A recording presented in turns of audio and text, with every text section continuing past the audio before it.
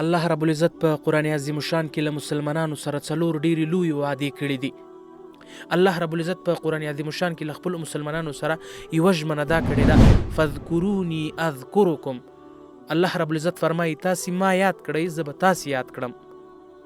دا سورة بقره 153 نمبر آیات دی. الله رب العزت په قرآن عظیم شان کې وایي فذکروني اذکرکم، تاسې ما یاد کړئ زه به تاسې یاد کړم.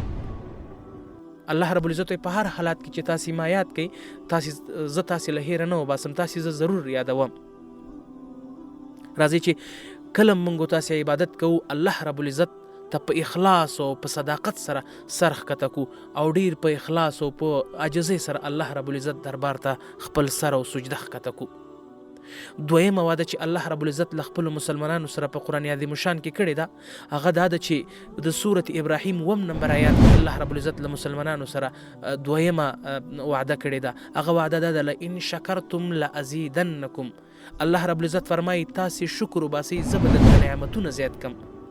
خو که چېرته که موږ تاسې په خپلو نعمتونو او په خپلو دغه شو نعمتونو باندې موږ تاسې شکر ونه وباسو، دا په یاد ولرئ چې الله رب العزت به موږ تاسې نه دا شته نعمتونه هم واخلي. الله رب العزت وایي کوم نعمتونه مې چې درکړي په دې باندې تاسې شکر وباسئ، زه به دغه نعمتونه درته وسیع او پراخه کم. راځئ چې الله رب العزت په ناشکرۍ ډېر سخت خفه کیږي. راځئ له ناشکرۍ څخه لاس واخلو او د الله رب العزت ته د شکر لاسونه پورته کو. په هر حالات کې موږ تاسې د الله رب العزت شکر ادا کړو. د ټولو نعمتونو چې الله رب العزت موږ تاسې ته په دې دنیا کې الله تعالی راکړي د دې شکر ادا کو. دریمه وعده چې الله رب العزت له خپلو مؤمنانو سره په قرآن عظیم شان کې کړې هغه دا ده چې ادعوني استجب لکم، له ما نه وغواړئ زه به ستاسې دعاوې قبولې کړم. دا وعده الله رب العزت د قرآن عظیم شان په سورة مؤمن په 80 نمبر آیات کې کړې ده. الله رب العزت فرمای ادعوني استجب لكم، لما نه وغواړئ زه به ستاسې دعاوې قبولې کړم.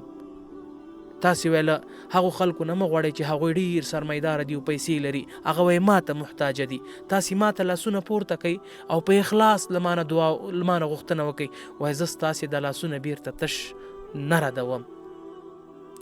څلورم نمبر وعده چې الله رب العزت له خپلو مسلمانانو سره په قرآن عظیم شان کې کړې ده هغه سورة انفال 23 نمبر آیات کې الله رب العزت خپلو مسلمانانو سره دا وعده کړې ده. الله رب العزت په قرآن عظیم شان کې فرمایي سورة انفال 23 نمبر آیات کې وما كان الله بمعذبهم وهم يستغفرون. الله رب العزت فرمایي په هیڅ وخت کې زه تاسو باندې عذاب نه راولم، یعنی عذاب ورکوونکی نه یم چې تاسو بخښنه غواړئ. کله چې تاسې د بخښنې غوښتنې په حال کې زه هیڅ وخت به تاسو باندې عذاب نه راولم. دا څلور ډېرې لویې وعدې دي چې الله رب العزت له موږ تاسې سره په قرآن عظیم شان کې کړي دي.